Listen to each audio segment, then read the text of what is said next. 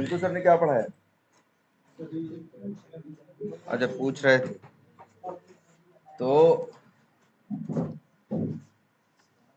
अब ऑब्जेक्ट को लेके क्या है, सबको बात समझ में आ रही है?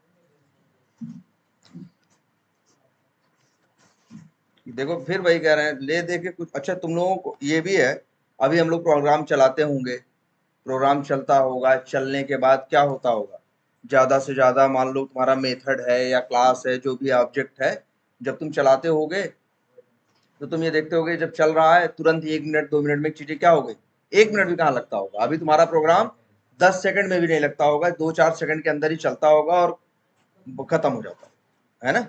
लेकिन तब तुम्हें लग रहा होगा कि, और अच्छा ये भी याद रख लेना, ये जो लिखा हुआ प्रोग्राम है ये अभी मेमोरी नहीं ले रहा। आप चलाओगे जब जब चलेगा उस समय लेगा, और जैसे ही बंद होगा वैसे ही सिस्टम को क्या कर देगा, ये फ्री कर देगा।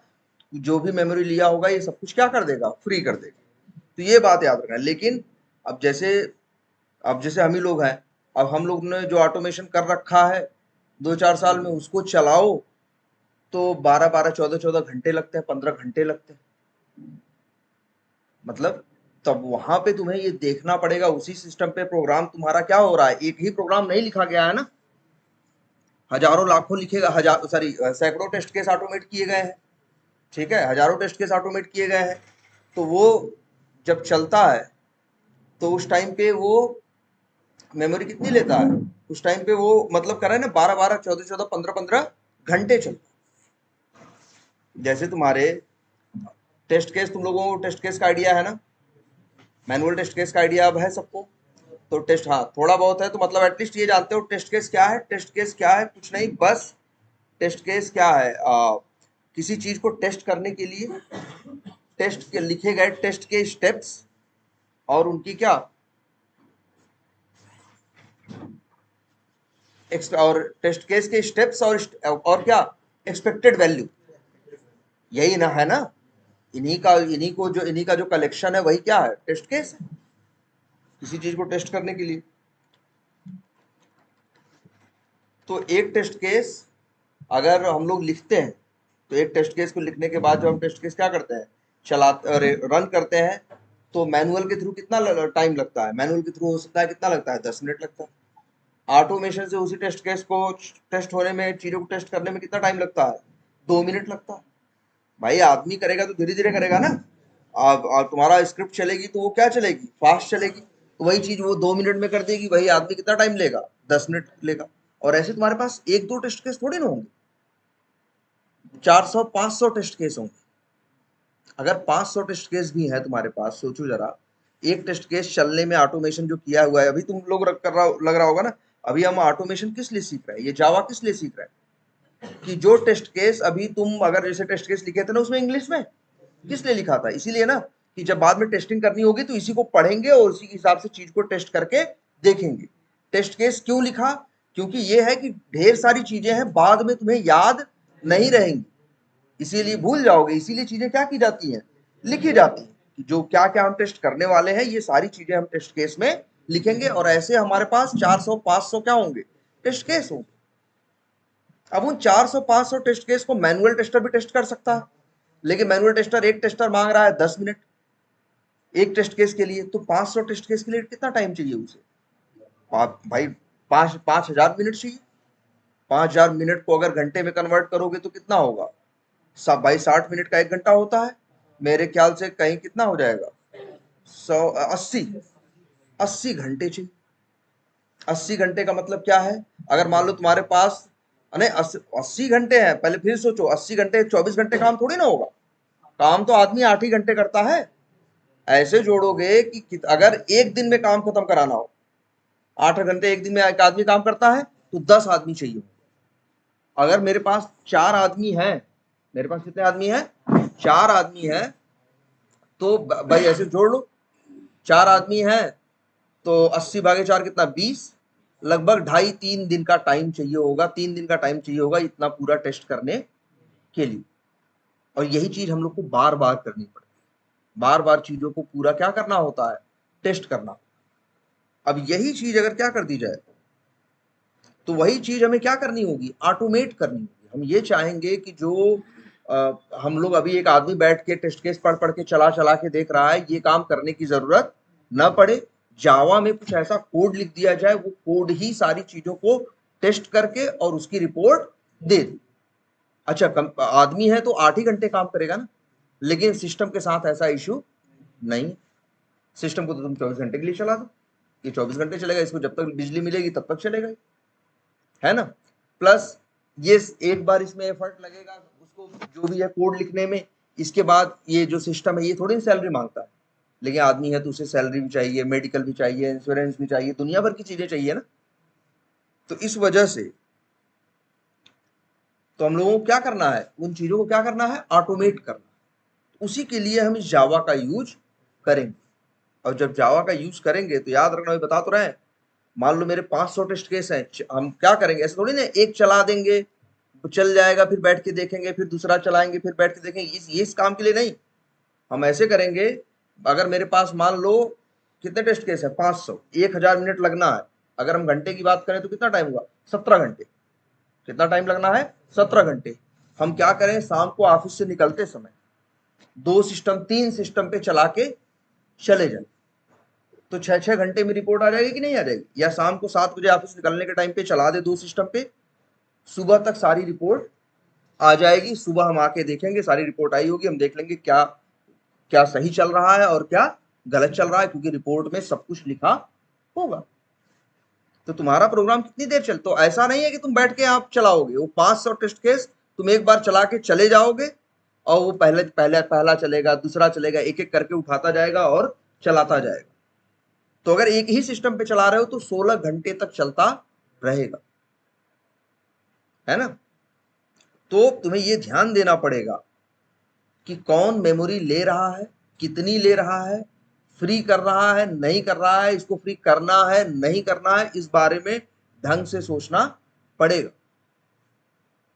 क्योंकि अब अभी तो क्या है, तुम्हारे रैम पे कोई फर्क वो जोर नहीं पड़ता। रीजन, चाहे जो वेरिएबल यूज कर लो, तुम अभी चलाओ, तुम्हें कोई दिक्कत नहीं आएगी। तुम कर ही क्या रहे हो, 10-20 लाइन का ऐसे छोटा मोटा क्या लिख रहे हो, प्रोग्राम लिख रहे हो जो हार्डली 1 सेकंड 2 सेकंड 4 सेकंड के अंदर चल के खत्म हो जाता। लेकिन जब यही तुम्हारे प्रोग्राम 15-16 घंटे लगातार चलते रहेंगे, तो उस टाइम पे तुम्हें ध्यान देना पड़ेगा कि ये मेमोरी ले रहे हैं, कहाँ ले रहे हैं, कितनी ले रहे हैं, क्यों ले रहे हैं, क्या इनको इस समय लेना चाहिए कि अब इनको खत्म, इसको अभी रखना चाहिए कि अब इसको खत्म कर देना चाहिए, इसको खत्म नहीं करना चाहिए, इसको रखना चाहिए। ये सारी चीजें हमें सोचने की जरूरत पड़ेगी, ठीक है। ये सारी चीजें हमें सोचने की जरूरत पड़ेगी। फिर वही कह रहे हैं, मेन कंसेप्ट वही है, तुम्हारे 3 वेरिएबल, लोकल, स्टैटिक और नॉन स्टैटिक। और सिंपली देखें, जावा में कुछ नहीं है। जावा में अभी तुम देखो सिर्फ क्लास ही तो थी। क्या है, सबसे एक ही चीज तो है जावा में, क्या, क्लास। और उसी क्लास से बनता है क्या, ऑब्जेक्ट, और उसमें कुछ नहीं। वेरिएबल 2 स्टैटिक और नॉन स्टैटिक। क्लास के साथ रहता है स्टैटिक, ऑब्जेक्ट के साथ रहता है कौन, नॉन स्टैटिक। किसको क्लास की तरह यूज करना है, किसका ऑब्जेक्ट बना के यूज करना है, ये डिसीजन अब तुम्हें लेना है है ना। जिसकी एक कॉपी चाहिए उसको तुम क्या बना दोगे, स्टैटिक बना दो, ठीक है। जिसकी एक कॉपी नहीं चाहिए, मल्टीपल कॉपी चाहिए, उसे क्या बना दोगे, नॉन स्टैटिक बना। जो चाहोगे मेथड के अंदर ही शुरू और मेथड के अंदर बाहर निकलते ही खत्म हो जाए, क्या बना दोगे, लोकल बना दो, ठीक है। और अच्छा ये बताओ, यहां जब भी हम ऑब्जेक्ट बनाएंगे, अब तो पता है ना क्या होता है ऑब्जेक्ट बनने पे, ठीक है। अगर हम यहाँ ऑब्जेक्ट बनाएंगे तो क्या होगा, 8 बाइट की मेमोरी लेगा, वहां उसकी नॉन स्टैटिक चीजों को रखे, ठीक है। और तुमको एक बात ये बताए थे कि जब ऑब्जेक्ट बनाओगे, अच्छा ये इस ऑब्जेक्ट का क्या होगा, ये बताओ। यहाँ एक ऑब्जेक्ट बन रहा है कि नहीं, पहले ये बताओ, लाइन नंबर 34 पहले बन रहा है, क्या हो रहा है इसमें, एक ऑब्जेक्ट बन रहा है, फिर ऑब्जेक्ट डॉट कंट्री। कंट्री कैसा वेरिएबल है,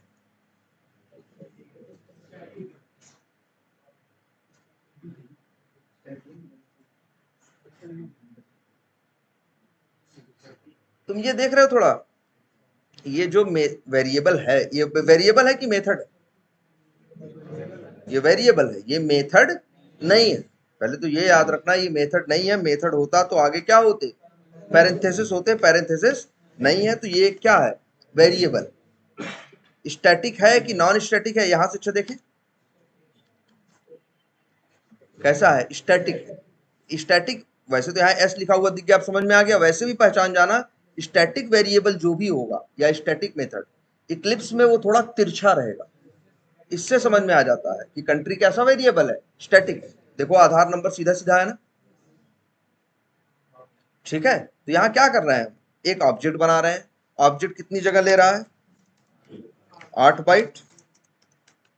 और फिर ऑब्जेक्ट के सहारे स्टैटिक चीज को यूज कर रहे हैं। कर सकते हो ऑब्जेक्ट के सहारे, तुम स्टैटिक भी यूज कर सकते हो और नॉन स्टैटिक दोनों यूज कर सकते हो। और अगर तुम्हें स्टैटिक ही यूज करना था, हम तो कहेंगे, तो ऑब्जेक्ट बनाने की जरूरत भी नहीं थी। क्लास का नाम लिख के भी तो स्टैटिक यूज कर सकते हो। अच्छा देखो नीचे येलो येलो वार्निंग सी आ रही, ये देखोगे नीचे जैसे रेड रेड आता है, वैसे यहाँ पे देखो येलो येलो वार्निंग आ रही। ऐसा नहीं कोड गलत है, कोई दिक्कत है। ये इक्लिप्स अपनी तरफ से वार्निंग दे रहा है। और इक्लिप्स ये कहना चाह रहा है, जब स्टैटिक ही वेरिएबल यूज करना था तो ऑब्जेक्ट क्यों, ऑब्जेक्ट के सहारे क्यों कर रहे हो? ये तो क्लास के सहारे भी डायरेक्ट मिल रहा है। तो बस इसी बात की वो वार्निंग देने की कोशिश कर रहा है कि ऐसा क्यों कर रहे हो। बाकी तुम्हारी मर्जी करो, इसमें कोई दिक्कत नहीं है। जैसे ही ये वेरिएबल ये लाइन चलेगी, जो भी ऑब्जेक्ट होगा वो कंट्री वेरिएबल की वैल्यू चेंज करेगा। लेकिन कंट्री वेरिएबल कहाँ है? ऑब्जेक्ट के साथ नहीं है ना, ना ना ना, क्लास के साथ है। हर ऑब्जेक्ट जानता है मेरी क्लास कहाँ है। यही तो है, यही तो बस मेन बात समझनी है। अच्छा, ये ऑब्जेक्ट बना, कितनी मेमोरी लिया? 8 बाइट। और एक वेरिएबल। अच्छा, ये जो ऑब्जेक्ट मान लो बना, इस ऑब्जेक्ट को अगर हम आगे यूज करना चाहें तो कर पाएंगे या नहीं कर पाएंगे? इस ऑब्जेक्ट को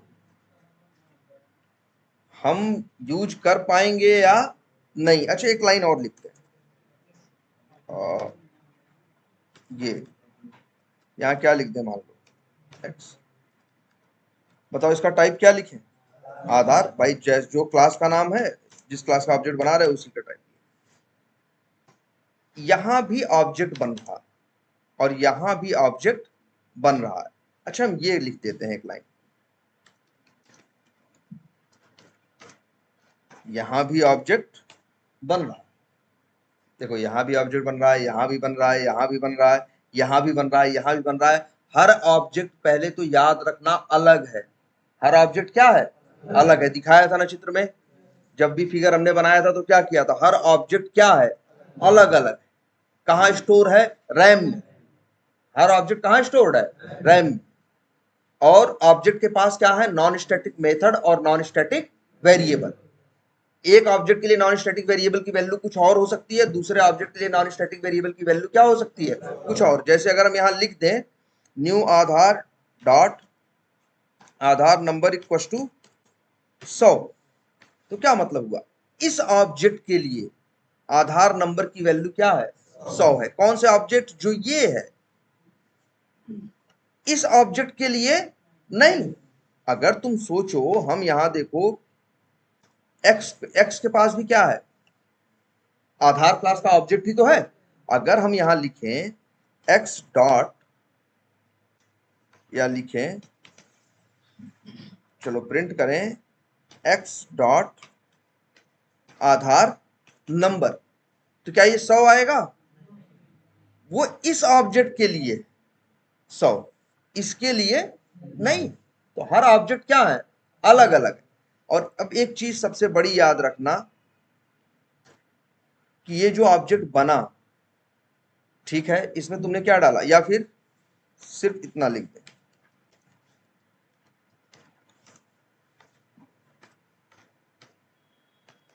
ये भी क्या हुआ? सब अलग अलग ऑब्जेक्ट। लेकिन अब एक बात, सबसे बड़ी बात याद रखना, इस ऑब्जेक्ट को तुम सोचो हम लाइन नंबर 35 पे यूज करें तो यूज नहीं कर पाओगे। लाइन नंबर 34 पे एक ऑब्जेक्ट बना है कि नहीं? लाइन नंबर 35 पे हम यूज करना चाहते हैं कौन सा ऑब्जेक्ट? जो लाइन नंबर 34 पे बना है, लेकिन हम यूज नहीं कर सकते। हम क्या जावा में इसे कोई भी यूज नहीं कर सकता। किस ऑब्जेक्ट की हम बात कर रहे हैं? जो लाइन नंबर 34 में बना। क्यों नहीं यूज कर सकते? भाई देखो, अगर यहाँ न्यू आधार जब भी होता है तो क्लास का क्या बनता है? ऑब्जेक्ट बनता है। ऑब्जेक्ट कहाँ बनता है? रैम में। और उसका एड्रेस आता है वेरिएबल के पास ना। लास्ट क्लास में हम जब ऑब्जेक्ट बना रहे थे तो उसका एड्रेस इसको दे रहे थे, एक वेरिएबल obj1 obj2 ऐसे किए थे कि नहीं? है यहाँ कहीं?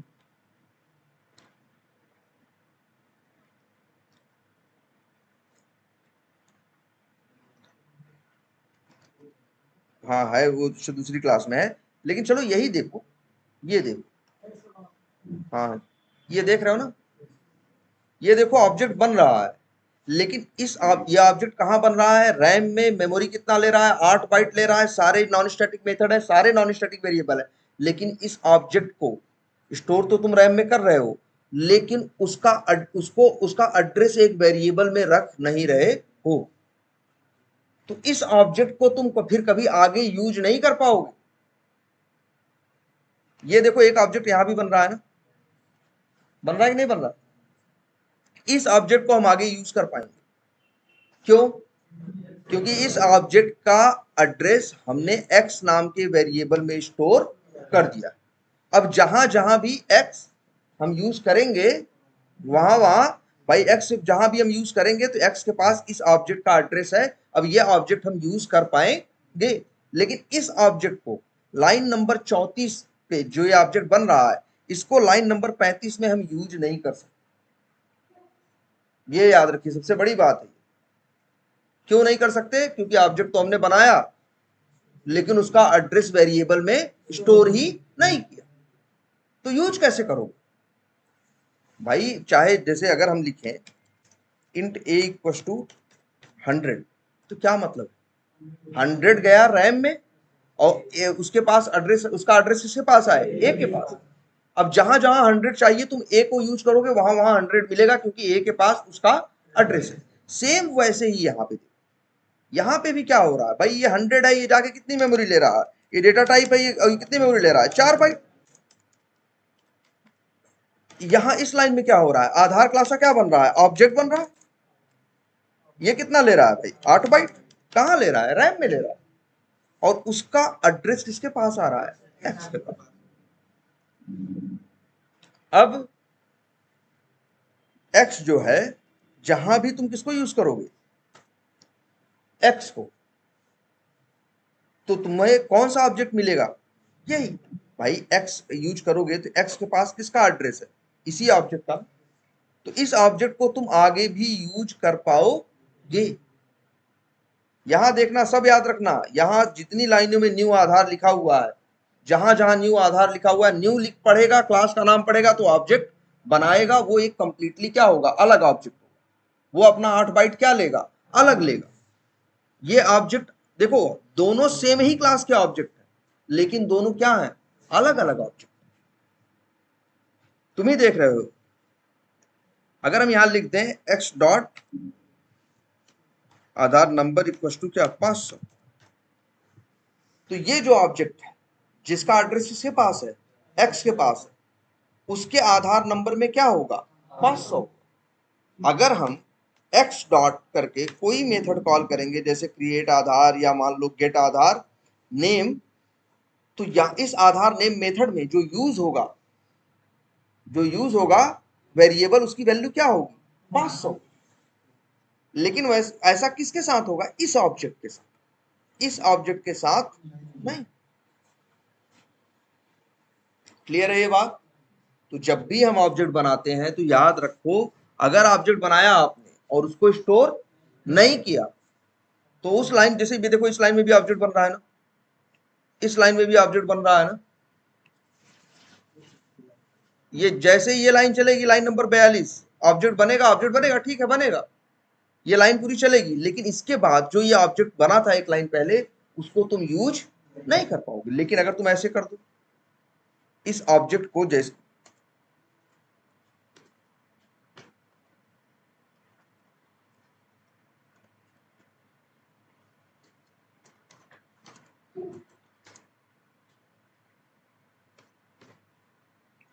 लो भाई,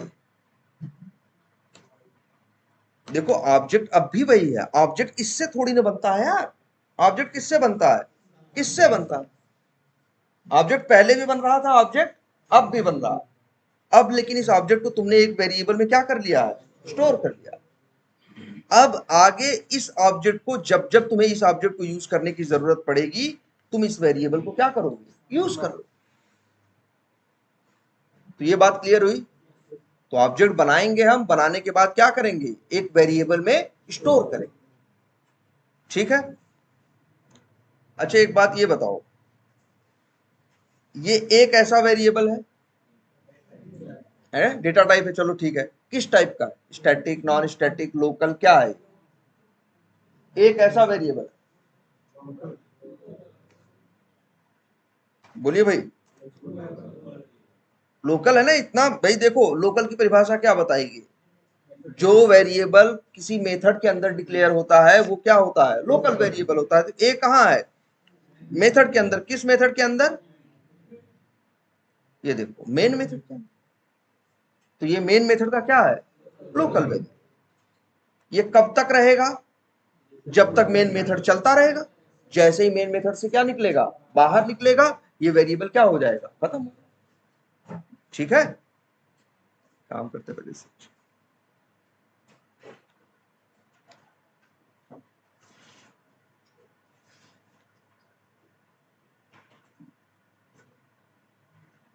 इसी में था,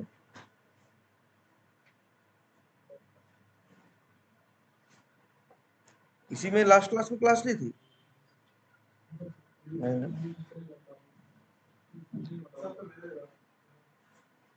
चलो ठीक है। हाँ, ये अच्छे याद है। तो ये आप अब बताओ, क्लियर है? यहां देखो ऑब्जेक्ट बनाने के बाद एक वेरिएबल में स्टोर किया गया। अब इस ऑब्जेक्ट के साथ जो भी चेंज करोगे ये ऑब्जेक्ट आगे यूज कर पाओगे। ऑब्जेक्ट यहां बन रहा है ना, लेकिन देखो ऑब्जेक्ट एक यहां भी बन रहा है, ऑब्जेक्ट यहां भी बन रहा है, लेकिन इस ऑब्जेक्ट को आगे यूज नहीं कर पाओगे। भाई देखो ऑब्जेक्ट हो, वैल्यू हो, जो बनेंगी सब कहां बनेंगी? रैम में।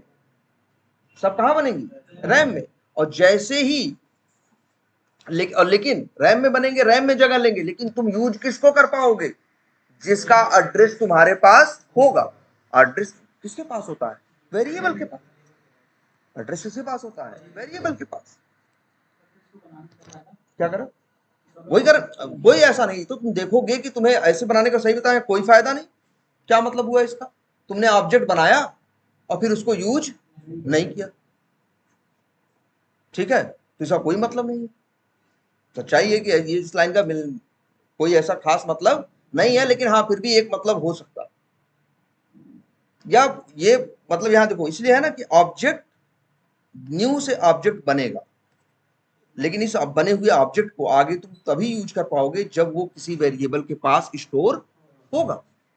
चलो एक चीज और देखते हैं, एक नई क्लास। कौन सी है ये?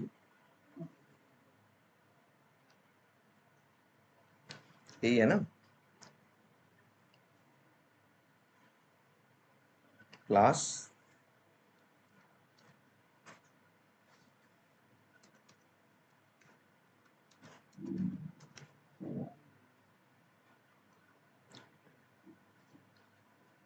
ये देखो भाई, मेथड है ये।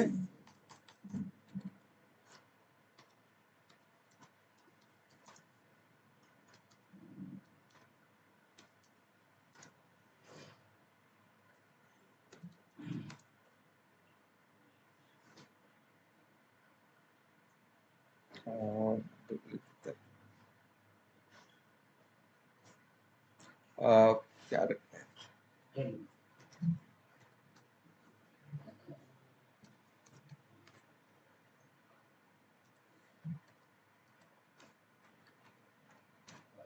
या ऐसे मान लो यूज, कुछ भी हो सकता है, क्लास का नाम, मेथड का नाम है। अच्छा, यहाँ दो मेथड बने हुए हैं।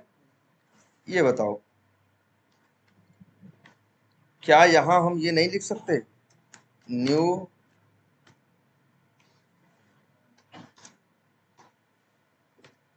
आधार?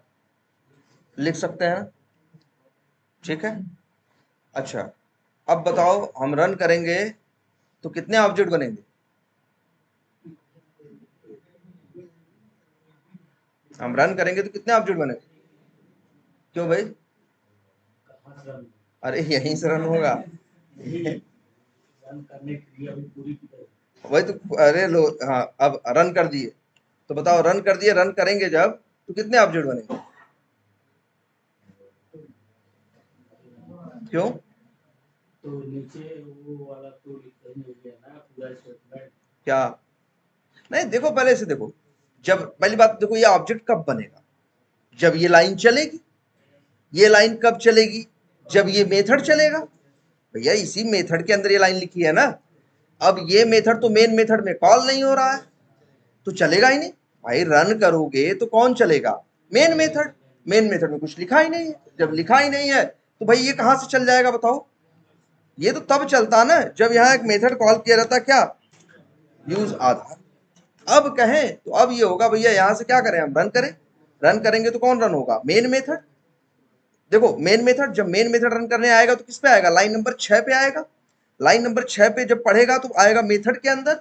मेथड के अंदर आएगा, जब लाइन नंबर 11 ये पढ़ेगा, इसको चलाएगा, तब ऑब्जेक्ट बनेगा। ये चीज याद रखो भाई। जैसे ये देखें, अगर मान लो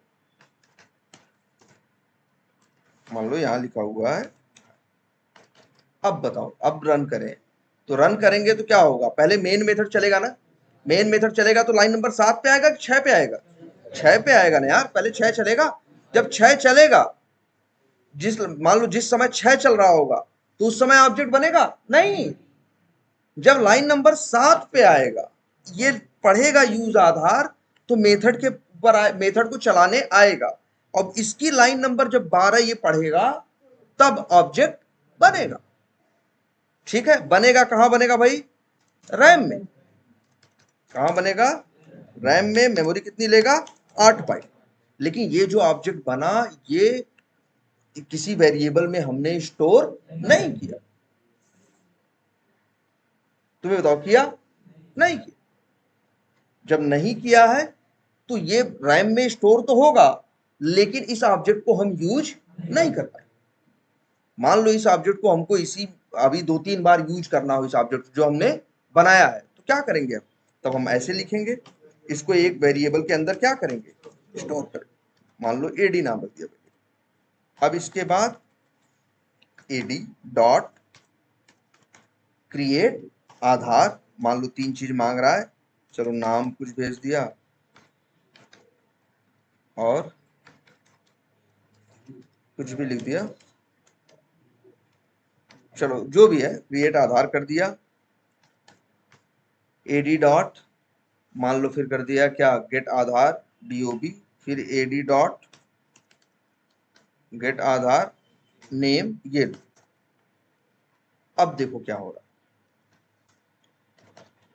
अगर मान लो ये नहीं लिखा है, तब क्या मतलब है?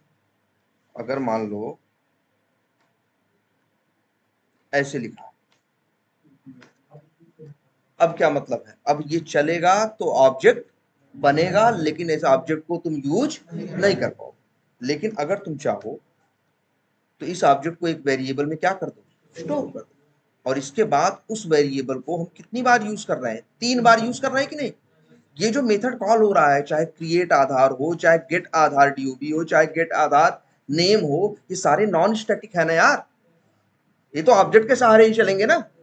किस ऑब्जेक्ट के सहारे? उस ऑब्जेक्ट के सहारे जो लाइन नंबर 12 में बना है। लाइन नंबर 12 चलने के बाद बना है और रैम में है, और कितनी जगह लिया है? 8 बाइट। इसका गार्बेज कलेक्टर कुछ नहीं करेगा। लेकिन अगर मान लो ऐसे, अच्छा लो जी, ये देखो, अब क्या होगा? अब चलाएंगे तो लाइन नंबर 12 में एक ऑब्जेक्ट बनेगा कि नहीं बनेगा? बनने के बाद उसे एक वेरिएबल में हमने क्या कर दिया? स्टोर कर दिया। लाइन नंबर 13 में भी एक बनाया, लेकिन इसको स्टोर नहीं किया। लाइन नंबर 14, 15, 16 में हम इस ऑब्जेक्ट को यूज कर सकते हैं जो कहां बना है, लाइन नंबर 12 में। लेकिन जो लाइन नंबर 13 में ऑब्जेक्ट बना है ये भी रैम में गया है, ये भी कितना लिया है, 8 बाइट, लेकिन हम इसको यूज नहीं कर पाएंगे। ये रैम में जाएगा, ऑब्जेक्ट बनेगा, 8 बाइट लेगा, लेकिन इसका एड्रेस किसी वेरिएबल के पास नहीं है। और गार्बेज कलेक्टर किसको ढूंढता है, उसी को तो ढूंढता है। ऐसा कौन है जो रैम में है लेकिन उसका एड्रेस किसी के पास नहीं है? अरे एड्रेस किसी के पास नहीं तो बेकार चीज है, मतलब उसको कोई यूज नहीं कर पाएगा। जब यूज नहीं कर पाएगा तो क्यों रैम में बेवजह, तो उसको जाके गार्बेज कलेक्टर क्या कर देता है, क्लीन कर देता है। गार्बेज कलेक्टर इसे हटाएगा, इसे नहीं। लाइन नंबर 12 में भी ऑब्जेक्ट बन रहा है, 13 में भी ऑब्जेक्ट बन रहा है, लेकिन लाइन नंबर 13 वाला ऑब्जेक्ट 13 पे बनेगा भी, 14 पे पहुंचेगा, पीछे पीछे जो गार्बेज कलेक्टर चल रहा है वो उसे क्या कर देगा, क्लीन कर देगा। लाइन नंबर 14 पे आएगा, 15 पे आएगा, इसके बाद कहां आएगा, लाइन नंबर 15 पे आएगा। तब तक ये वेरिएबल, ये जो ऑब्जेक्ट है, ये ऑब्जेक्ट रैम में रहेगा, इसका एड्रेस है ना एडी के पास, इसका कोई कुछ नहीं करेगा, इसे गार्बेज कलेक्टर छुएगा नहीं। चलो अच्छा एक काम करते हैं, लेकिन ध्यान दो जरा, यहां कुछ लिखा हुआ है, सपोज करो लिखा हुआ है, चलो बाय। अब इसको देखते हैं, अब इसको रन करेंगे, क्या होगा, लाइन नंबर जब 8 पे पहुंचेंगे, ध्यान से समझना, लाइन नंबर 8 पे पहुंचेंगे तो उस समय इस ऑब्जेक्ट का क्या,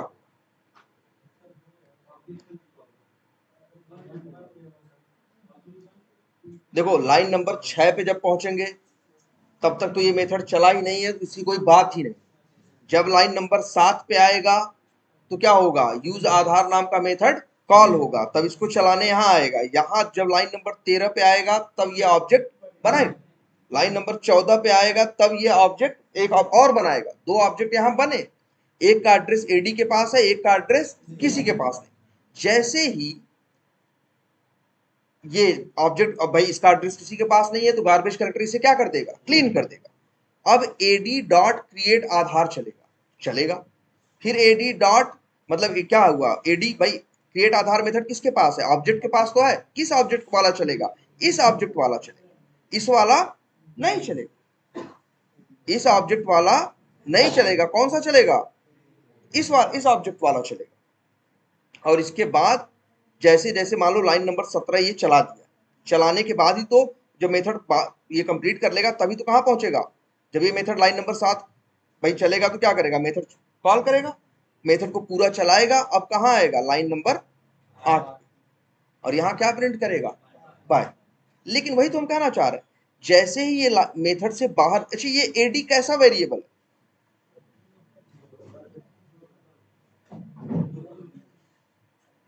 बताओ भाई अमित, एडी कैसा वेरिएबल, लोकल, क्यों, कैसे, क्योंकि ये मेथड के अंदर है और हाँ क्लास के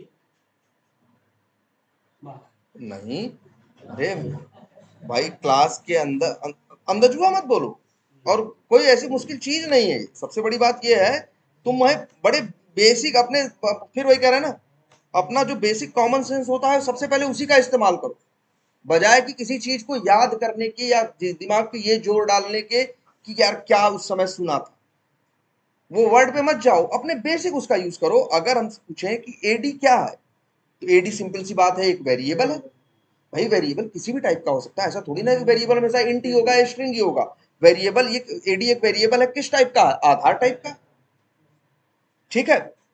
अब देखो ये वेरिएबल जो है, कहा भाई एक वेरिएबल है तो जाहिर सी बात है वो क्या किया गया होगा, डिक्लेयर किया गया होगा, इसी को तो डिक्लेरेशन कहते हैं। वेरिएबल के पहले जो वेरिएबल का टाइप लिखा जाता है उसे क्या बोलते हैं, डिक्लेरेशन।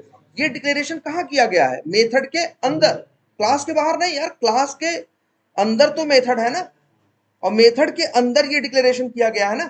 और किस मेथड के अंदर किया गया है, यूज आधार के अंदर।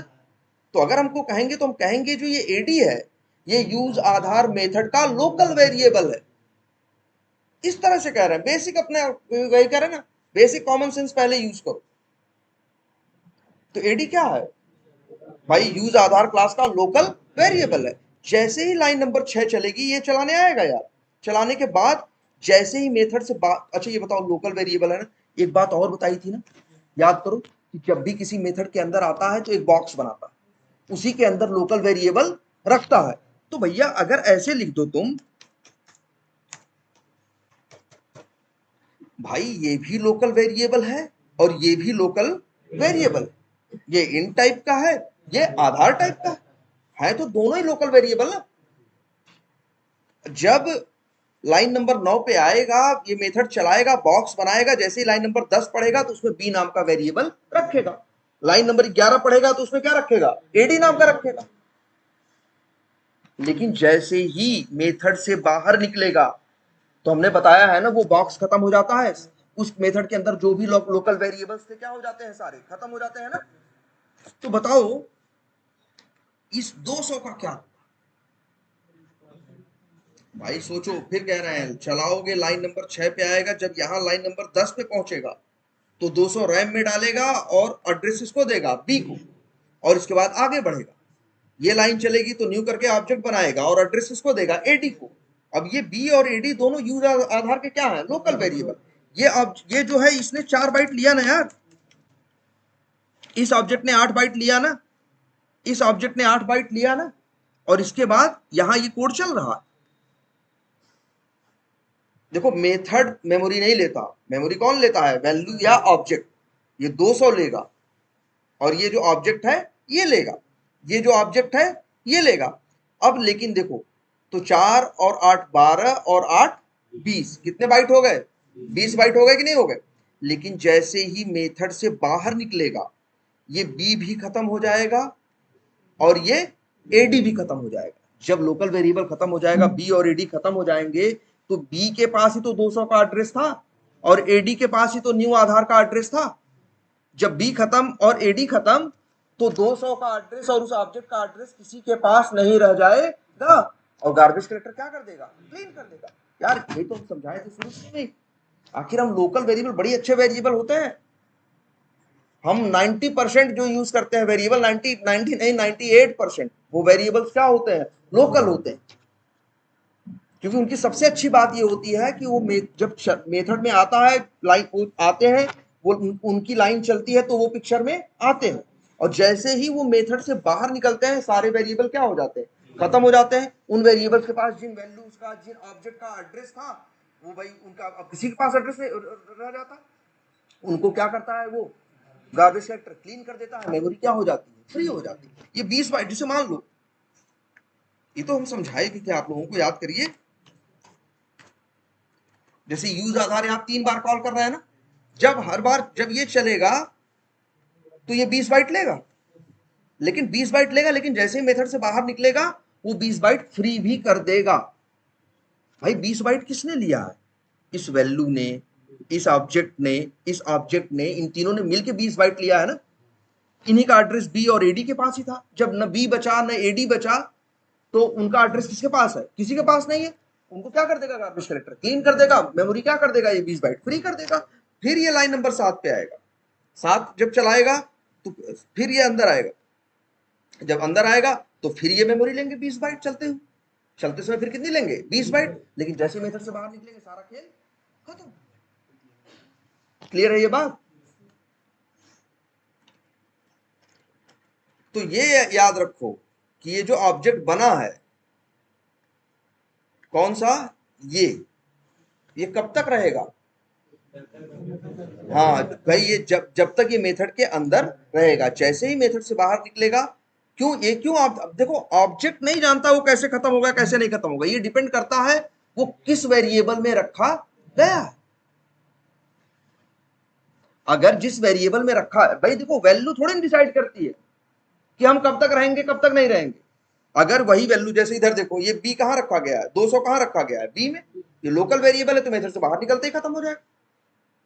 अगर हम लिख दें पब्लिक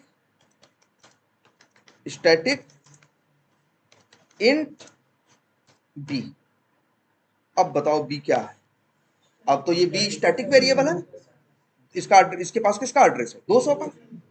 अब क्या होगा, अब देखो सीधी बात है, ये जो 200 रैम में गया है इसका एड्रेस किसके पास है, बी के पास है, और बी लोकल वेरिएबल नहीं है। यही मेथड से बाहर निकलेगा, इसके बाद भी ये बी बचा रहेगा। ये 200 थोड़ी कुछ डिसाइड करता है कि वो रहेगा कि वो नहीं रहेगा। ये डिसाइड को या ऑब्जेक्ट नहीं डिसाइड करता, वो ये डिसाइड होता है किससे, वो ऑब्जेक्ट किस वेरिएबल में रखा जा रहा है। अभी भाई ये देखो स्टैटिक वेरिएबल है, स्टैटिक वेरिएबल बारे में बताया गया ना, कभी खत्म नहीं होता, जब तक प्रोग्राम चलता रहेगा स्टैटिक वेरिएबल रहेगा, क्योंकि स्टैटिक वेरिएबल है किसके साथ होता है, क्लास के साथ। और क्लास एक बार लोड होती है तो जब तक प्रोग्राम चलता है तब तक क्लास लोडेड रहती है, और तब उसके अंदर रहने वाला स्टैटिक वेरिएबल भी आराम से वहीं पड़ा रहता है और गार्बेज कलेक्टर उसके पास बिल्कुल नहीं जाता। बात समझ में आई है? लेकिन अब यही देखो, वही करें ना, अगर हम यहां लिख दें ऐसे, तो अब यही 200 मेथड से बाहर निकलते ही क्या हो जाएगा, हाँ खत्म हो जाएगा। तो ये डिपेंड करता है ये किस चीज में तुम रख रहे हो, जिस वेरिएबल, हाँ बोलो। इसका न्यू आधार ना ना एडी एडी के पास जा रहा है, हाँ नीचे वाला, हाँ वो हाँ इसको तुरंत खत्म कर देगा, सही बात है। ये 4 बाइट लेगा, फिर 8 12 बाइट लेगा, ये लाइन चलेगी 8 बाइट और लेगा, लेकिन आगे फिर जैसे बढ़ेगा तो उसे समझ में आएगा इसका एड्रेस तो कोई स्टोर किया नहीं है, गार्बेज कलेक्टर पीछे से क्या कर देगा, क्लीन कर देगा। लेकिन इसको नहीं क्लीन करेगा, कब तक क्लीन नहीं करेगा, जब तक वो मेथड के अंदर है, और जैसे ही मेथड से क्या निकलेगा, बाहर निकलेगा, तो ऐसा नहीं ये ऑब्जेक्ट खत्म हो जाएगा, बाहर निकलेगा तो ये एडी खत्म हो जाएगा, ये वेरिएबल खत्म हो जाएगा, तो इसी वेरिएबल के पास तो ऑब्जेक्ट का एड्रेस है। हाँ क्या पूछ रहे थे? हाँ बनाओ, कहीं भी बनाओ।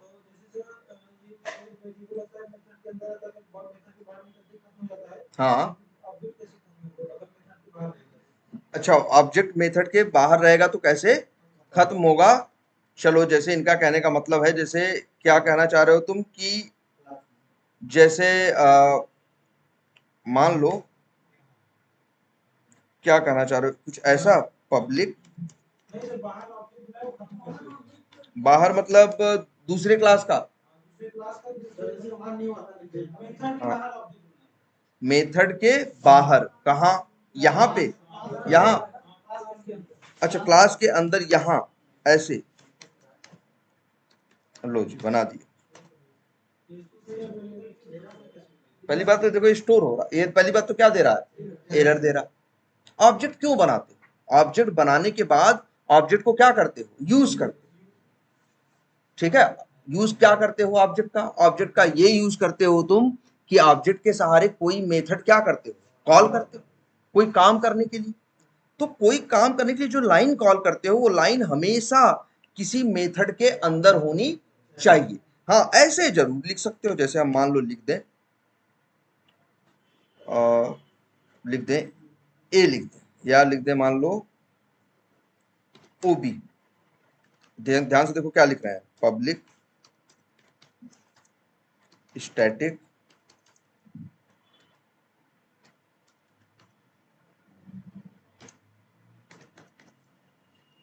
ये लाइन लिख सकते हो। यहां क्या किया तुमने, आधार क्लास का क्या बनाया तुमने, ऑब्जेक्ट। ऑब्जेक्ट बनाने के बाद उसका एड्रेस किसको दिया, एक वेरिएबल। अब ये वेरिएबल ओबी है, अब ये जो ऑब्जेक्ट बना ये कब तक रहेगा, ये ऑब्जेक्ट थोड़ी डिसाइड करता है, ये डिसाइड करेगा ये वेरिएबल जिसके पास वो रहेगा। मान लो ये ओबी है ना, ओबी कैसा वेरिएबल है, स्टैटिक है, किसके साथ रहेगा ओबी, आधार के साथ, भाई क्लास के साथ, किस क्लास के साथ, आधार यूजर्स के साथ। भाई जिस क्लास का वो स्टैटिक वेरिएबल है उसी क्लास के साथ रहेगा ना। ये ओबी क्या है, ओबी आधार यूजर्स का एक स्टैटिक वेरिएबल है, और उस स्टैटिक वेरिएबल के पास एक ऑब्जेक्ट है किसका, आधार क्लास का। अगर ये लाइन कोई पढ़ के पूछे कि भाई क्या मतलब है इस लाइन का बताओ, तो तुम कहोगे सीधी सीधी बात कि भाई यहाँ क्या है, यहाँ एक ऑब्जेक्ट बन रहा है किस क्लास का, तुम ऐसे बताओगे यहाँ एक ऑब्जेक्ट बन रहा है किस क्लास का, आधार क्लास का। और उस ऑब्जेक्ट का जो एड्रेस है वो एक वेरिएबल के पास है, वो वेरिएबल ओबी है। ओबी कैसा वेरिएबल है, स्टैटिक है, किस क्लास का, आधार यूजर्स का। अब ये इस ऑब्जेक्ट का क्या होगा, इस ऑब्जेक्ट को कौन खत्म करेगा, कोई खत्म नहीं कर सकता। क्यों, क्योंकि ये ऑब्जेक्ट रहता है ओबी के साथ, जब ओबी ही नहीं खत्म होगा तो ये ऑब्जेक्ट भी खत्म नहीं हो। लेकिन हाँ एक चीज और देखो जरा ध्यान से, ये बताओ, हम तो कहें सारी लाइनें हम अभी हटा देते हैं।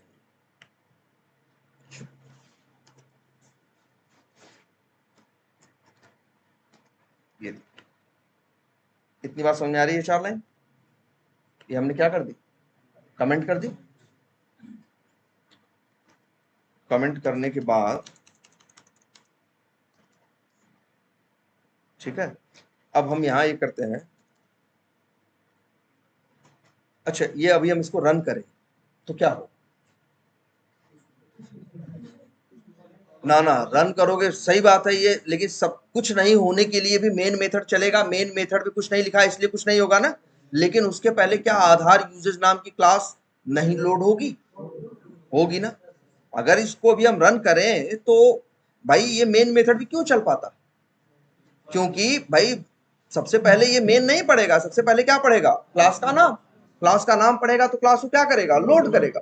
और लोड करेगा तो उस पे उसके साथ क्लास के साथ कौन रहेंगी, स्टैटिक चीज।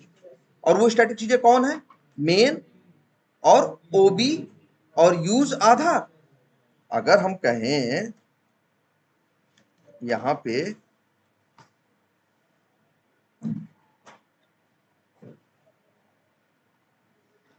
अभी कहें तो एक तरह से मान के चलो, जैसे ही रन करोगे वो आधार यूजेस नाम को क्लास को क्या करेगा, लोड करेगा।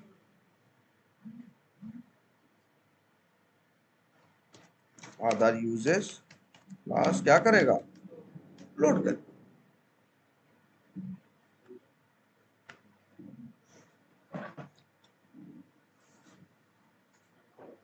ठीक है, अब बताओ उसमें क्या रखेगा, एक मेन नाम का क्या रखेगा, स्टैटिक मेथड। दूसरा एक ओबी नाम का एक स्टैटिक वेरिएबल, इसीलिए देखो मेन के आगे पैरेंथेसिस लगा देते हैं। ओबी और क्या है एक यूज आधार, क्या यूज आधार। चलो यही होगा ना। इसके बाद क्या होगा, हाँ हाँ यहां भी क्या लगा दो, चलो parenthesis। हाँ मेथड है ना यूज आधार, ये देखो ठीक है ठीक है। हाँ ये बात समझ में आ रही कि नहीं, पहले ये बताओ। इतनी चीज होगी। इसके बाद क्या होगा, ये मेन मेथड को क्या करेगा, कॉल। अच्छा लेकिन ये बताओ, पहले मेन क्या होगा, लोड होगा भाई। जब क्लास लोड होगी तो उसके अंदर क्या लोड होगा, मेन मेथड, यूज आधार, और कौन लोड होगा, ओबी भी तो लोड होगा। और ओबी जब लोड होगा, अगर मान लो ये लिख दिया जाता, ध्यान से देखना इस चीज को,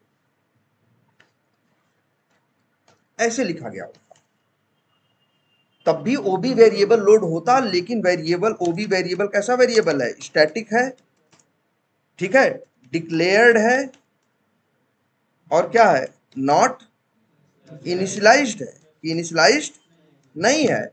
और बाय डिफॉल्ट से वैल्यू क्या पड़ी है, नल। बोलो भाई इतनी बात है कि नहीं है। लेकिन अगर ये लिख दो तब, ये लिख दे पहले, अच्छा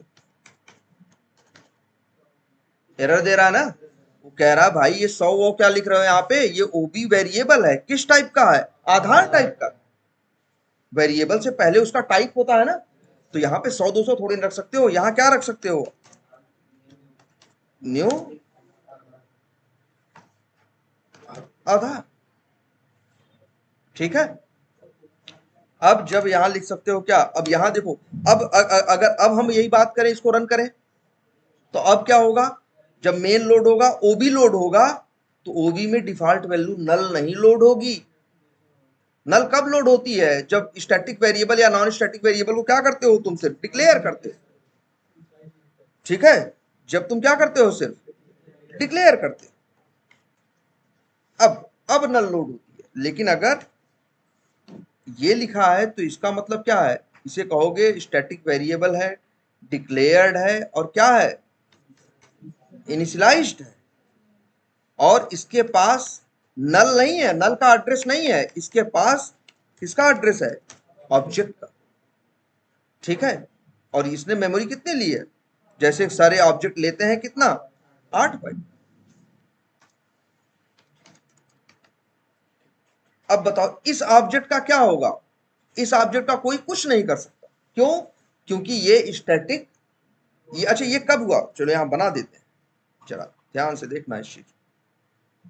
यहां पे क्या हुआ, एक मान लो क्या बन गया, ऑब्जेक्ट, किसका ऑब्जेक्ट बन गया, एक ऑब्जेक्ट, कितनी मेमोरी लिया, 8 बाइट। ऑब्जेक्ट किसका बना, आधार, इसके साथ लोड क्या क्या हुआ, ऑब्जेक्ट बना किसका, आधार का, और इसके साथ लोड क्या क्या हुआ, सारी नॉन स्टैटिक चीजें, जैसे क्या क्या था, एक था आधार नंबर, और क्या बहुत चीजें थी ना, चर वो गेट आधार नेम, गेट आधार एड्रेस, ऐसे करके ढेर सारी चीजें, सारी लिख नहीं पा रहे हैं, सब यहाँ पे है। और ये याद रखना, इसका एड्रेस किसके पास आया है, ओबी के पास, ठीक। लेकिन अब अच्छा लिख रहे हैं फिर, भाई ओबी नॉन स्टैटिक कैसा वेरिएबल है, स्टैटिक ना, इसे तो कहीं भी यूज कर सकते हैं ना। हमने लिखा ओबी इक्वल टू न्यू आधार।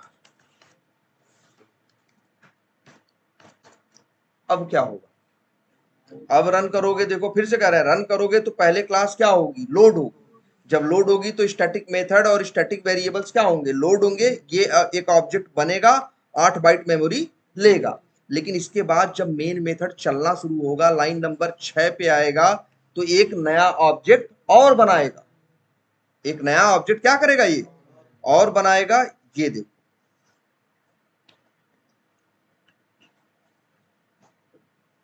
ये भी क्या होगा, एक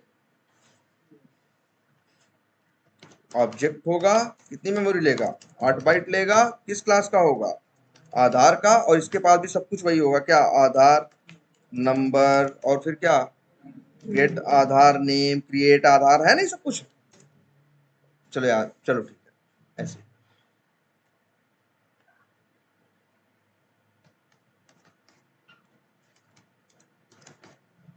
जो भी है ऐसे। अब जानते हो क्या होगा, अब इस ऑब्जेक्ट के पास इसका एड्रेस, इस ऑब्जेक्ट का एड्रेस इस वेरिएबल के पास आएगा। तो सिंपल से बताया गया है ना, नया एड्रेस मिलते ही पुराना क्या करता है, छोड़ देता है। अब इसका एड्रेस किसी के पास नहीं है, अब इसको गार्बेज कलेक्टर क्या करेगा, क्लीन कर देगा। लेकिन गार्बेज कलेक्टर इस ओबी को क्लीन नहीं कर सकता, लेकिन गार्बेज कलेक्टर इस बी को जरूर क्लीन कर देगा, इस एडी को जरूर क्लीन कर देगा, क्योंकि बी और एडी क्या है, लोकल वेरिएबल है, और मेथड से बाहर निकलते ही इनको क्या कर देता है, खत्म कर देता है। लेकिन स्टैटिक वेरिएबल के पास नहीं जाता। क्लियर है ये बात। और ये ओबी वेरिएबल हमेशा रहे, और जो ऑब्जेक्ट डालोगे वो रहेगा। इसमें सबसे पहले शुरू में ही एक डाल रहे हो, लोड होने के टाइम पे ये ऑब्जेक्ट आएगा, और उसके बाद यहाँ पे क्या कर दे रहे हो, एक और दूसरा नया डाल दे रहे हो। जब नया डालोगे तो पुराना क्या करेगा, छोड़ देगा। अगर मान लो यही ये लाइन न लिखो, तब कुछ नहीं होगा। जो ऑब्जेक्ट बना है वो ओबी के पास रहेगा, ओबी ओबी के अंदर कोई नया ऑब्जेक्ट डाला नहीं जा रहा है, कुछ नहीं होगा, ओबी के पास जो है वो पड़ा रहेगा जब तक चलेगा। क्लियर है ये बात। अच्छा एक चीज ये देखो कि अब ये जो नॉन स्टैटिक वेरिएबल होगा वो किसके साथ होगा, ऑब्जेक्ट के साथ। और जो स्टैटिक होगा वो किसके साथ होगा, क्लास के साथ। तो एक बड़ी बात, बड़ी बेसिक सी बात ये समझनी है अब तुम्हें। अच्छा ये जो ये आधार क्लास का ऑब्जेक्ट बनेगा, ये देखो ध्यान से समझना, आधार क्लास का ऑब्जेक्ट बनेगा तो क्या होगा, ध्यान से समझना। आधार, अच्छा आधार क्लास का जब ये ऑब्जेक्ट बनेगा तो उसके पहले क्लास क्या होगी, लोड होगी। अगर नहीं लोड हुई है तो लोड होगी, अगर लोड हुई है तो वही लोड वाली क्या होगी, यूज होगी, और नया ऑब्जेक्ट बनेगा। अच्छा जब ऑब्जेक्ट बनेगा तो सारी नॉन स्टैटिक चीजें आएंगी ना, ये आधार नंबर भी आएगा, क्रिएट आधार भी आएगा, सब कुछ आएगा कि नहीं आएगा। और इस आधार नंबर में बाय डिफॉल्ट क्या पड़ा हुआ है, कुछ नहीं पड़ा हुआ है ना, तो बाय डिफॉल्ट क्या पड़ा हुआ है, जीरो ना। और ये देखो कहाँ गया था?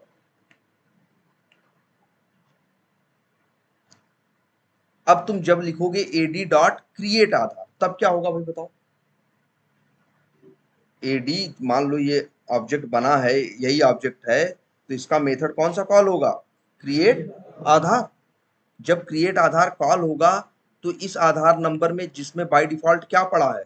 0 पड़ा है, इसमें एक वैल्यू आएगी कि नहीं आएगी? ठीक है, ये बात सबको समझ में आती है। इसके बाद ये वो हुआ, आगे चला। फिर मान लो लाइन नंबर 20 चलती है, यहां मान लो लिखा हुआ है क्या? न्यू आधार डॉट क्रिएट क्या?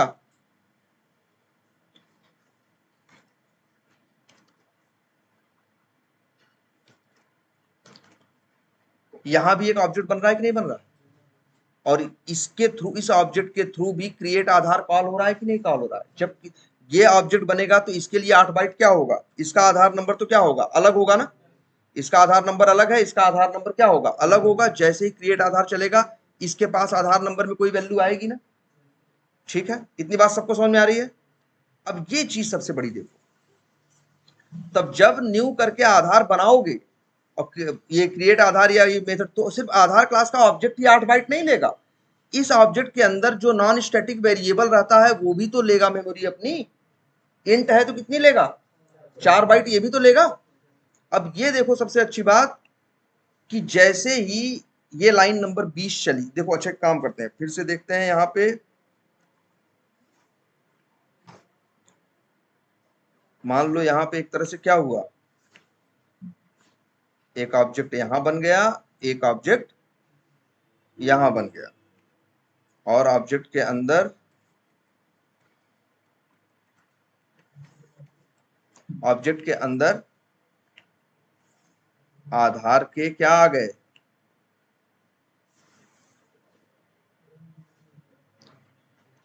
बोलो भाई, एक मिनट। इसमें भी आ गए और ऐसे ही इसमें भी आ गए। ये दोनों अलग अलग ऑब्जेक्ट है कि नहीं है? ये बताओ ये ऑब्जेक्ट कितनी मेमोरी लेगा? 8 बाइट लेगा ना भाई, लिख दे। चलो ये 8 बाइट लेगा और ये भी 8 बाइट लेगा। वो तो अलग ठीक है, लेकिन ये बताओ जो ये ऑब्जेक्ट न्यू आधार करके बनाए हो, 8 बाइट इसने लिया है, तो उसी के अंदर तो कौन रहता है? ये आधार नंबर नाम का लोकल वो सॉरी नॉन स्टैटिक वेरिएबल रहता है। इसके पास किसका एड्रेस होगा? 0 का ना। तो भाई बताओ, इतनी बात तो आई थिंक, तो मेमोरी कितनी खर्च हो गई भाई? 8, और ये 4 बाइट ये भी तो लिया, जिसके अंदर क्या पड़ा है अभी बाय डिफॉल्ट? 0 पड़ा। ठीक, और ये भी तो 4 बाइट लिया। ऐसे ही भाई आ जाओ इस पे। अच्छा, ये कहाँ की बात हो रही भाई? देखो फटाक से, यहाँ पे इतना हुआ। फिर अगली लाइन नंबर 20 चली, तो एक ऑब्जेक्ट, अच्छा इस ऑब्जेक्ट का एड्रेस किसके पास है? एडी के पास है ना। ये जो पहला ऑब्जेक्ट बन रहा है इसका एड्रेस किसके पास है? एडी के पास है। और जो दूसरा बन रहा है ऑब्जेक्ट न्यू आधार करके, इसके पास भी क्या है? इसका इसका एड्रेस किसी के पास नहीं है। ऑब्जेक्ट बना और ऑब्जेक्ट के सहारे एक मेथड कॉल किया गया, कौन सा? क्रिएट आधार। क्रिएट आधार किसका कॉल हुआ? इसका ना। कहाँ है? इसमें है, ये वाला कॉल हुआ ना। जब क्रिएट आधार कॉल हुआ तो क्रिएट आधार ने क्या यूज किया? Non static variable. तो किसका यूज करेगा? अपना ही तो यूज करेगा भाई। इसका मेथड है, इस ऑब्जेक्ट का मेथड है, तो ये वेरिएबल भी किसका यूज करेगा? अपना ही यूज करेगा ना। और इस आधार नंबर में बाय डिफॉल्ट क्या पड़ा था? इसमें भी क्या पड़ा था बाय डिफॉल्ट? 0। जब ऑब्जेक्ट बनता है तो बाय डिफॉल्ट क्या पड़ा होता है इसमें? ये लो, ये लो, ये लो, और ये क्या पड़ा है बाय डिफॉल्ट? 0। लेकिन जैसे ही ये लाइन चलेगी, देखो ये ऑब्जेक्ट बना, इसमें भी बाय डिफॉल्ट क्या पड़ा था? 0। लेकिन जैसे ही फिर ये मेथड चलेगा, कौन सा? क्रिएट आधार। तो ये आधार नंबर यूज करेगा तो अपना आधार नंबर यूज करेगा ना, और इसके अंदर कोई 5 डिजिट का नंबर डाल देगा ना, जो एक नंबर निकाल रहा था ना ये। तो भाई यहां देखो और क्या बना है, यहां देखो, और इसमें मान लो कोई 5 डिजिट का नंबर आ गया। ठीक, तो क्या होगा भाई, जब नया एड्रेस लेगा तो पुराना क्या करेगा, छोड़ देगा। इसको गार्बेज कलेक्टर क्या कर देगा, क्लीन कर देगा। लेकिन अब देखो ये कब हुआ, इतना लाइन नंबर 20 चलने के बाद इतना काम हुआ। फिर किस पे आएगा भाई बताओ, लाइन नंबर 21 पे ना। लेकिन ये बताओ, ये जो ऑब्जेक्ट बनाया है जिसमें ये कहानी हुई है, जो दिख रहा है चित्र में, ये ऑब्जेक्ट किसके पास स्टोर है, किसी के पास नहीं है ना।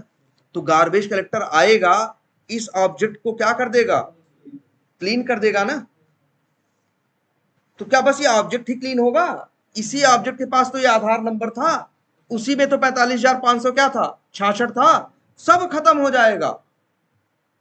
बात समझो, ये सबसे बड़ी चीज ये समझो, एक ऑब्जेक्ट हो मान लो, एक ऑब्जेक्ट के अंदर मान लो 10 क्या हो, नॉन स्टैटिक वेरिएबल हो। तो जब ऑब्जेक्ट बनेगा, तो ऑब्जेक्ट बना और उसके साथ 8 बाइट उसने लिया। मान लो उसके पास 10 ऑब्जेक्ट टाइप के क्या है, 10 स्ट्रिंग टाइप के क्या है, नॉन स्टैटिक वेरिएबल है। तो वो 10 के 10 भी तो 8 8 बाइट लेंगे। कितनी मेमोरी हो गई, 8 इसने लिया, और जो 10 वेरिएबल थे उनके पास भी तो 10 ऑब्जेक्ट थे, तो उन ऑब्जेक्ट ने भी तो कितना लिया, 8 8 बाइट। कितना हो गया, 8 बाइट इसका और 10 8 80 उसका, मतलब कितना, 88 बाइट। लेकिन वो जो 10 ऑब्जेक्ट है वो कहां है, जैसे जैसे मान लो इसी की बात करो, देखो ध्यान से इस चीज को, मान लो यहीं पे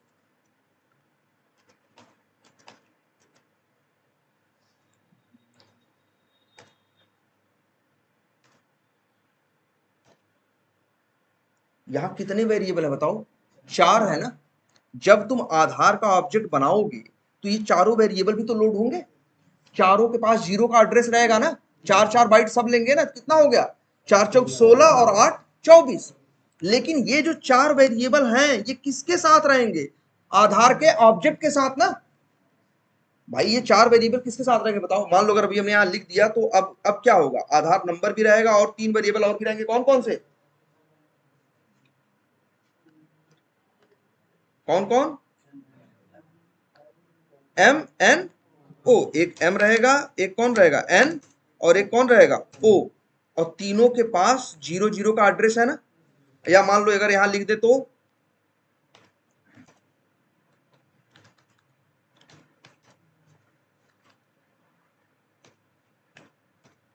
अब क्या होगा भाई बताओ, एम के पास क्या था, 10 का एड्रेस था, एन के पास 29 का था, ओ के पास 30 का। तो भाई ये भी तो 4 4 बाइट लेंगे। लेकिन ये बताओ, ये 4 बाइट ले रहे हैं, कहां ले रहे हैं, रैम में ना।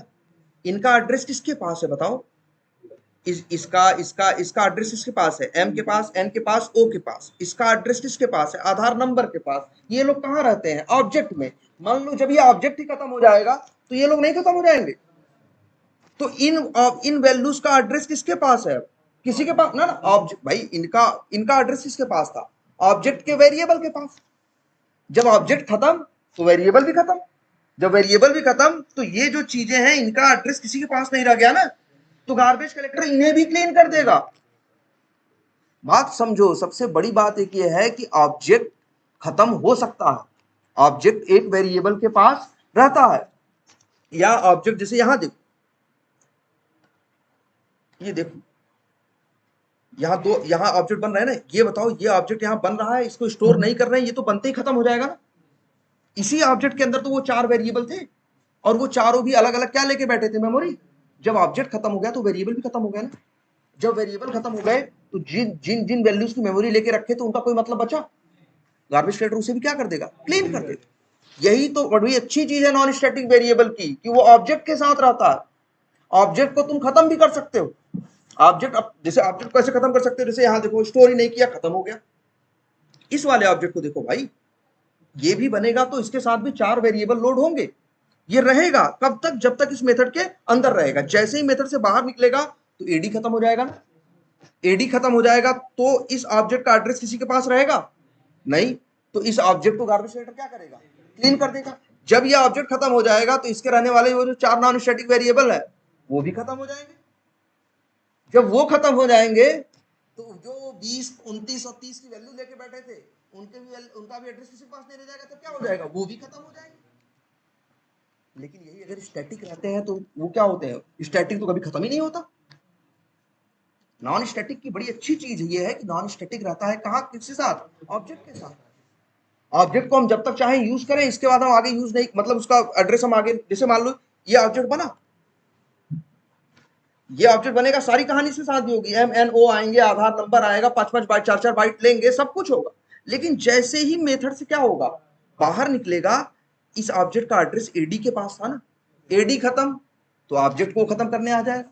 जब ऑब्जेक्ट खत्म हो जाएगा तो उसके अंदर के वेरिएबल खत्म हो जाएंगे, वेरिएबल खत्म हो जाएंगे तो वो जो वैल्यू एड्रेस लेके बैठे थे वो खत्म हो जाएगा। लेकिन अगर यही कैसा रहा होता, स्टैटिक,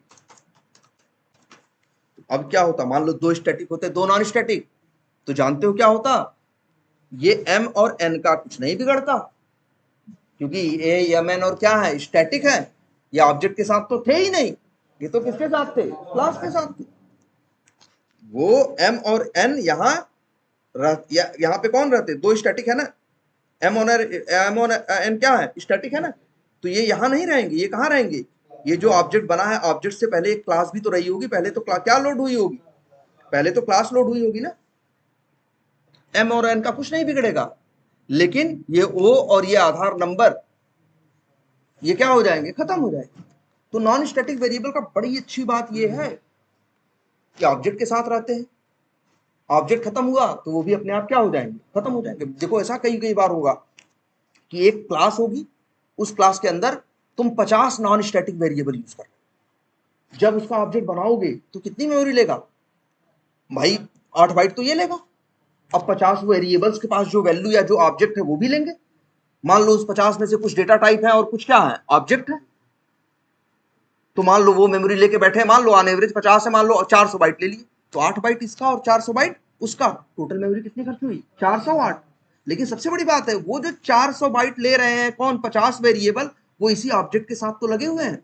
अगर ऑब्जेक्ट खत्म हो जाएगा तो ये भी खत्म हो जाएंगे। सबसे अच्छी बात है, इनको इनका मैनेजमेंट करने में हमें बड़ा ध्यान देने की जरूरत नहीं पड़ती, वो किसके साथ रहते हैं, ऑब्जेक्ट। हम ये नहीं सोचते, जैसे मान लो एक स्टैटिक वेरिएबल है, ये देखो है ना, या मान लो एक स्टैटिक वेरिएबल ऐसा बना दे, पब्लिक स्टैटिक, और मान लो स्ट्रिंग के इक्वल टू कुछ भी लिख दे, ये ABCD 8 बाइट लेगा, एड्रेस किसके पास आएगा, के पास। अब लेकिन चाहो तो तुम लिख सकते हो के, भाई वेरिएबल ही तो है, याद रखना एक वैल्यू आज लिखने जा रहे हैं, क्या, नल, एक वैल्यू लिखने जा रहे हैं क्या, नल।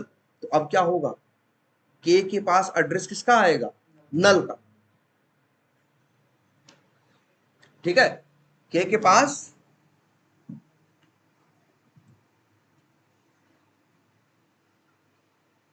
वहां से ऑफ करो, ऑफ करो।